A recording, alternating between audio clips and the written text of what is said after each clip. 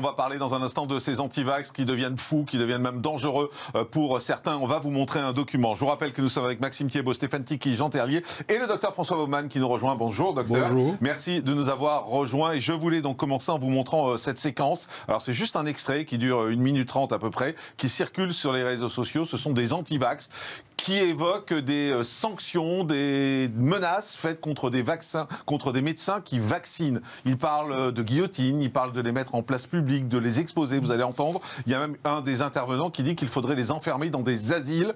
Enfin, c'est totalement dingue. Écoutez, et on en parle après. C'est trop facile, la guillotine. Non. Tu vois, c'est pas ça. Mais c'est l'un des hommes qui m'ont dit ça. En fait, il y avait un supplice où, tu sais, tu mets quelqu'un au milieu du village, puis il a un bois comme ça, puis il a les mains dedans, il peut pas bouger. Ah, oui. Et tu le mets mieux la place du village. Donc, les directeurs d'hôpitaux, les directeurs d'école, juste qu'ils s'imaginent, tu vois déjà. Et donc, ils vont rester là tout le temps. Et c'est leur prison, c'est la place publique. C'est la honte que les enfants voient que ce qu'ils ont fait, qu'il faut que l'histoire reste. On fera du tourisme pour voir les gens. Avec des billets d'entrée. Au plus haut niveau, moi je sais que la guillotine n'a rien arrangé. Au plus haut niveau, il faut vraiment les neutraliser. Au plus haut niveau, parce qu'ils sont. Oui, bien sûr, mais ça, c'est le début. Attends, mais quand ils neutralisaient, moi je ne suis pas pour les choses létales. Et quel sort ils appliquent aux complotistes les plus zélés? Ils les foutent en psychiatrie. Et moi, comme je considère que je suis un citoyen qui a du bon sens, que ce sont des malades mentaux, il serait bien de les mettre en psychiatrie. On les fout en psychiatrie. On leur donne les médicaments qui vont bien. Bon, on donne les médicaments qui vont bien. Et les enfants viennent voir les anciens maîtres du monde. Un peu comme ça. Mais si tu veux, cette idée d'être prisonnier d'un corps où il n'aurait plus la possibilité d'agir dans le mal, ce serait pas mal. Docteur François Baumann, ces gens sont dingues. Ces gens sont dingues. Oui, enfin, il y en a toujours eu, mais là, particulièrement dangereux, je dirais même en plus. Et il y a un médecin, parce que la dame, on voit une dame blonde à droite, il y a écrit docteur. Donc c'est un médecin en plus. C'est un médecin qui vient dire qu'il faut enfermer les gens. Enfin, on marche sur la tête. Oui, c'est triste, hein, parce que bon, les vaccins, on les a depuis toujours, et puis on serait peut-être plus là les uns ou les autres si on les avait pas eus. Mais c'est triste, mais c'est dangereux surtout. Parce qu'il y a des appels à la haine, il y a de la violence. Oui. Oui, moi je pense qu'il faut les mépriser, ça n'a pas d'intérêt, c'est quelque chose de... Bon, chacun a le droit de penser ce qu'il veut, mais... On a le droit de dire qu'il faut enfermer, qu'il faut guillotiner les médecins, enfin franchement... On a le droit toujours de penser ce qu'on veut, mais par contre c'est peut-être dangereux pour les autres, et à ce moment-là ça s'arrête. Donc on guillotine pas les médecins, enfin j'espère. Ouais. On est en direct avec Thomas Durand, qui est docteur en sciences, directeur de l'Association pour la science et la transmission de l'esprit critique, qui est signataire d'une tribune qui dénonce la violence de certains articles qui sont publiés par nos confrères de François. Enfin, je ne sais même pas si on peut dire nos confrères, parce que là, François, ils sont partis dans un truc un peu bizarre. Bonjour, docteur. Merci d'être avec nous, Thomas Durand. Qu'est-ce que vous dénoncez exactement dans cette tribune? Que ça va trop loin. Que le doute, c'est une chose très très bien. Douter des résultats, douter des analyses des uns des autres, très très bien. Mais là, on est dans le soupçon permanent. Et le soupçon ne peut pas être réfuté. Si vous soupçonnez que quelqu'un est corrompu, qu'il est méchant, que c'est une ordure, comment on vous prouve qu'on est de bonne foi, qu'on est honnête? Donc quand on est sur cette base-là, ça découle sur des accusations, et les gens qui sont énervés par un contexte qui est énervant vont chercher du coupable. Et donc c'est la fameuse c'est le bouc émissaire, quoi. Et donc actuellement, c'est les gens qui disent des choses qui déplaisent. Et les médecins qui disent il faut des vaccins. Oui, il faut éventuellement confiner, j'ai pas d'avis là-dessus, mais ils déplaisent. Et donc on en est à un stade où les gens veulent réagir, et il y a des gens qui sont des porte-parole de ça, ou qui ont des paroles qui sont compatibles avec ça, et ça c'est grave. Donc on aimerait que les gens qui ont des responsabilités dans les hôpitaux, dans les médias, et qui ont une parole qui est compatible avec les complotistes et les antivax, etc., soient redevables du fait d'encourager les gens à penser des choses comme ça. Vous dénoncez en particulier des articles de François, je le disais, vous parlez d'insultes dans ce que vous avez signé, d'insultes, de désinformation, de rhétorique complotiste. Vous avez le sentiment que François fait courir un danger à certains médecins? Écoutez, quand vous publiez un article, en plus anonyme, d'un médecin résistant, c'est comme ça que ça s'appelle. Donc vous voyez, la rhétorique de la résistance, ça rappelle aussi des gens qui portent des étoiles jaunes en manif. Il y a quand même tout ça, un parfum étonnant, et qui est signé par la veuve Saint-Patiente. La veuve, évidemment, c'est la guillotine. Depuis, ils disent non, la veuve, c'est parce que l'épidémie fait des morts, donc il y a des dames qui sont veuves. Donc en plus, ils n'ont même pas le courage d'assumer ce qu'ils disent. Et ça fait des mois que François est dans cette rhétorique-là d'encourager les gens qui prétendent que tous ceux qui sont à la télé sont corrompus. Donc moi, je n'ai aucun conflit d'intérêt, je ne suis pas médecin, je suis docteur en sciences, je suis vulgarisateur, et moi j'ai un intérêt personnel à ce que ne circulent pas des choses fausses et dangereuses pendant une pandémie quand même. Vous demandez quoi, en fait, que François arrête de publier ce type d'article ? Moi, je ne suis pas juriste, je ne sais pas ce qu'on peut faire, mais de toute évidence, François n'est pas un organe de presse, c'est un blog, il n'y a pas de journaliste, ils reçoivent des subventions, il faudrait que ça s'arrête. Quand il y a des menaces, il y aura des plaintes, donc moi je vais me joindre à une plainte collective contre François par rapport à cet article, parce qu'il y a appel au crime quand même, c'est pas rien. Et là, on est à la dernière étape avant la violence physique. Qu'est-ce qui se passe après ? Qu'est-ce que ces gens veulent faire ? Ils prétendent qu'ils veulent informer, je n'ai pas l'impression qu'ils le fassent. En revanche, énerver les gens, les exciter et les pousser à détester des personnes, c'est quoi l'étape d'après si ce n'est pas le passage à l'acte ? Qu'est-ce qu'on fait ? Merci beaucoup Thomas Durand, docteur en sciences. Merci d'avoir été avec nous. Donc vous êtes signataire de cette tribune et on l'a compris, vous allez vous joindre à un dépôt de plainte collective contre François pour appel au crime, appel au meurtre avec ces articles qui sont lancés. Merci d'avoir été en direct avec nous, Maxime Thiémot. Comment vous réagissez face à ça ? Je suis scandalisé par les attaques qui sont faites, par les appels au crime. Mais en fait, c'est marrant, c'est que ces énergumènes-là, ça a toujours existé dans toutes les crises. La différence, c'est qu'avant, on n'avait pas les réseaux sociaux, on n'avait pas des médias de masse sur Internet. François qui relaie. Enfin, François, c'est un nom historique. Aujourd'hui, c'est vrai que ça a bien changé. J'avais l'impression que ça avait un peu disparu et qu'on est en train de le faire renaître à travers la polémique. Si on n'en parlait pas, finalement, on n'en parlerait pas. Je pense que les lecteurs de François, à part les complotistes, il n'y a plus grand monde, honnêtement. La presse, et se dire quelque chose n'existe pas parce qu'on n'en parle pas, ça c'est une vieille méthode. Non, vous savez. Je dis pas qu'il faut au pas début, dire que... contre Jean-Marie Le Pen, ça avait été la stratégie, on a vu où ça a mené. Il ne faut pas dire que ça n'existe pas, il faut comprendre d'où vient ce souci et comment on peut le traiter. Aujourd'hui, on n'a même pas de débat raisonnable sur le Covid, il faut quand même être honnête, depuis 18 mois, tout est géré sur l'émotion, aussi bien de la part du gouvernement que dans la réponse qui est faite. On a mis les Français en leur expliquant, attention, il y a les vaccinés et non vaccinés, on a utilisé le pass sanitaire comme une vaccination obligatoire. Il y a quand même tout est sur le terrain de l'émotion. Ça ne justifie pas une réponse qui soit celle du... quand même. Il n'y a pas que l'émotion, il y a des faits scientifiques. Vous pouvez pas dire ça. Le pass sanitaire, on n'a aucune preuve qu'il soit efficace pour éviter... J'entendais répondre là-dessus. Cette digression, Maxime, franchement, de ces gens qui sont en train d'appeler au crime, d'appeler au lynchage public de médecins, ces gens-là sont d'hommes politiques. Oui, mais dans votre explication, vous aboutissez à le gouvernement légifère sous le coup de l'émotion et on a mélangé les antipasses sanitaires, les antivax. Je dis que tout est géré sur l'émotion. Il n'y a pas de mais, c'est absolument scandaleux. Aujourd'hui, vous avez des médias comme François, mais aussi des hommes politiques qui n'en font leur buzz et qui n'existent politiquement et médiatiquement qu'à travers ce genre de...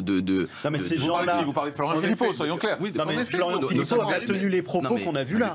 Florian Philippot, il a dit que la vaccination, c'était pas l'alpha et l'oméga de la liberté.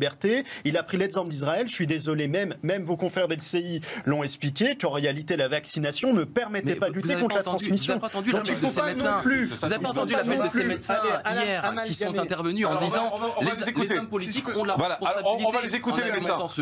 On va les écouter, justement, les médecins. Écoutez ce qui s'est dit hier dans ce congrès, justement, enfin, dans ces déclarations où les médecins ont expliqué que les hommes politiques avaient une responsabilité, en tout cas certains hommes politiques avaient une responsabilité.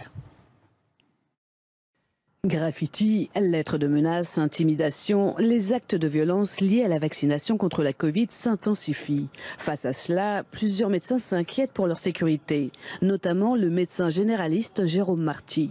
On a reçu les menaces de mort, première étape. On a livré des gens, souvenez-vous, à Marseille, cette banderole où on avait affublé la moustache d'Hitler. La prochaine étape, c'est quoi ? Je vous laisse deviner, la prochaine étape, c'est que quelqu'un, un scientifique, un médecin, une infirmière, une aide-soignante se fasse lyncher, parce qu'il sera au mauvais endroit au mauvais moment. Le 20 août, 4 pharmaciens en Haute-Corse ont reçu une balle d'arme à feu par courrier, accompagnée de menaces avec l'inscription anti-vax. Sur Twitter, les appels à la haine contre des médecins se multiplient.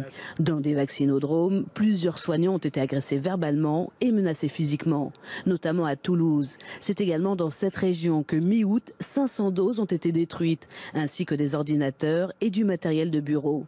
Au total, 18 centres de vaccination ont été vandalisés dans toute la France cet été. Maxime Thiébaut, vous défendez Florian Philippot ? Mais ça n'a rien à voir, Florian. Bah oui, ça a à voir. Mais ça, c'est scandaleux. Des gens qui s'en prennent à des médecins, qui s'en prennent à des quand vous poussez les gens, quand vous excitez les gens en permanence, au bout d'un moment, il y a un dérapage. Et vous ne pouvez pas dire j'y suis pour rien. Florian Philippot, il a certains propos qui ne me conviennent pas. C'est pour ça que je ne vais pas notamment aux manifestations. C'est-à-dire que moi, je fais confiance en la médecine sur la vaccination. Je pense simplement qu'on doit être dans un État libéral, qu'on doit laisser les gens libres de se faire vacciner ou de ne pas se faire vacciner. Et je pense que le pass sanitaire est un changement de société avec une société de contrôle. Point. Pour expliquer ça. Ok. Oui. Après, on peut le prolonger. Je veux juste terminer là-dessus. Il faut pas. La tension, la pression qui monte actuellement. L'ensemble de cette pression, et c'est ce que j'ai essayé d'expliquer tout à l'heure, c'est que on est sur le ressort de l'émotion. Mais qui fait monter la pression ?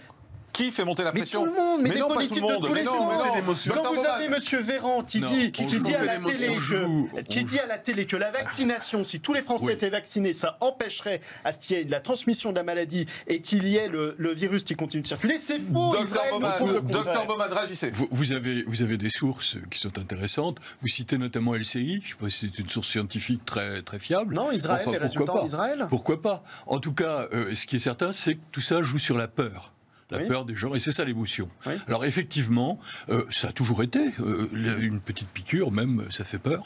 Regardez au cinéma, il y a des gens qui se trouvent mal quand ils voient ça. Donc non, il faut être raisonnable. Là, on est en train d'essayer de sauver une population. Pour sauver une population, il faut la vacciner, il faut éviter cette maladie. Bien sûr. J'ai rencontré, il y a quelques jours, un ami qui était anti-vax, mais alors vraiment de façon presque professionnelle. Il est arrivé... Il avait le Covid, il avait chopé, il avait filé à ses enfants, il avait filé à sa femme, et il n'était pas fier. Il circulait dans les rues couvert de presque de pansements pour tellement il avait honte. Voilà. Donc c'est ça. Et il était désespéré. Alors il faut bien que les gens le sachent, et ça c'est important. Mais quel est le lien ? La vaccination, c'est une beauté, c'est quelque chose de très bien. Moi, j'ai toujours défendu la vaccination pour les personnes vulnérables, les personnes âgées. Non, je ne suis pas vacciné. Je ne me fais pas vacciner parce que... Donc vous êtes en train de m'expliquer que la vaccination, c'est très bien, oui, et vous me dites que je ne suis pas vacciné. Pour les personnes vulnérables, les personnes âgées. J'ai 30 ans, j'ai aucune comorbidité, je ne juge pas la nécessité de me faire vacciner. 32 ans, le gars.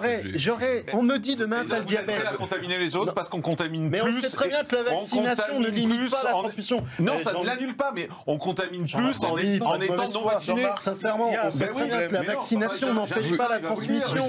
Regardez le cas d'Israël. Pourquoi vous ne vous vaccinez pas ? Vous avez peur du vaccin ? Non, c'est pas que j'ai peur du vaccin. Non, c'est pas que j'ai peur du vaccin. C'est que j'ai la libre disposition de mon corps. Je fais un test antigénique toutes les 72 heures et je pense être bien moins dangereux sur le cas de la transmission qu'une personne vaccinée qui ne saurait pas qu'elle peut être porteur du vaccin.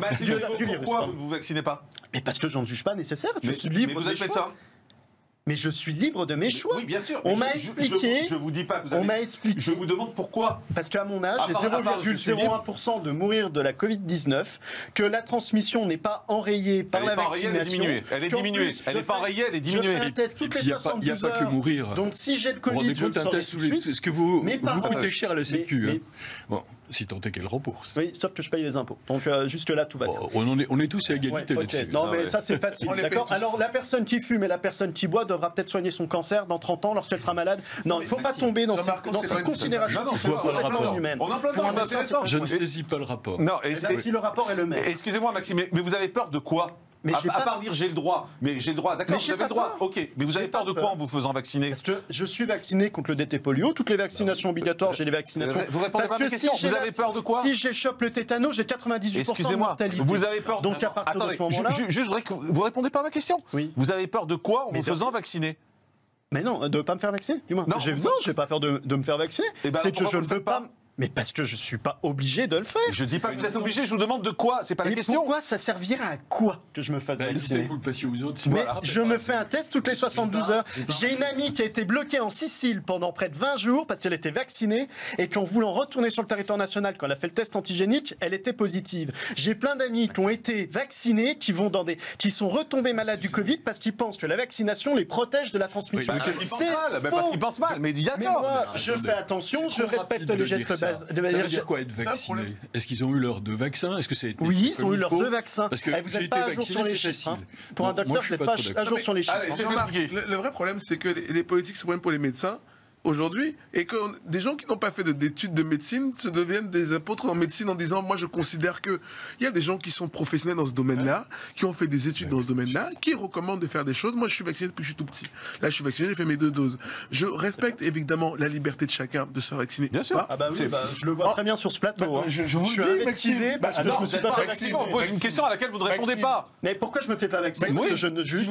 Parce que dans mon appréciation bénéfice. Mais vous n'êtes pas médecin. Mais je suis un citoyen adulte responsable. Si demain on vous explique que ça aide tout le monde. Mais non, si demain on prend une loi et que cette loi me dit, Monsieur Thiebaud, vous devez vous faire vacciner, je me ferai vacciner. La loi ne m'impose pas de me faire vacciner, elle me laisse le choix de me faire mettre un truc dans le nez toutes les 72 heures. J'ai fait ce choix-là. Non, mais c'est votre conscience qui est en cours.